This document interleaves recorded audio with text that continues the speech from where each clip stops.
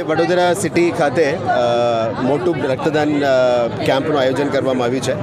અત્યાર સુધી 8,000ની રજિસ્ટ્રેશન થઈ છે, એટલે અહીંયા કહેવામાં આવ્યું છે કે આજે સાંજ સુધી તો 15-20 હજાર સુધી ઉપર જશે. રક્તદાન એક બહુ સારું પહેલ છે. અમુક લોકો દેશમાં રક્તની અભાવના કારણ અને એક્સિડન્ટ્સના કારણ, થેલેસીમિયાના કારણ, સિકલ સેલ એલિમિયાના કારણ મરણ પામતા હોય છે. માનનીય વડાપ્રધાનશ્રીનું જન્મદિવસના નિમિત્તે દેશભરમાં અને આખા ગુજરાતમાં રક્તદાનનું આયોજન કરવામાં આવી રહ્યા છે. આજે માનનીય મુખ્યમંત્રીશ્રીએ પણ અપીલ કરી છે ગુજરાતના લોકોએ આવીને જનતાને કે બ્લડ ડોનેટ કરવાનું એક સારું અપીલ કરી છે.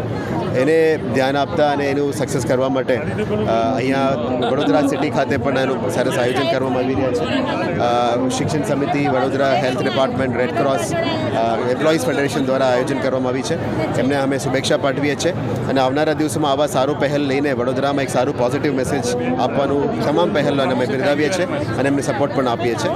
અને હું વડોદરાવાસીઓને પણ અપીલ કરીશ, તમારાથી જેટલું શક્ય બને તમે પણ આવીને રક્તદાન કરજો અને એક સારું મેસેજની અને સારું એક ટીમ વર્કની ભાગરૂપ બનજો. Thank you.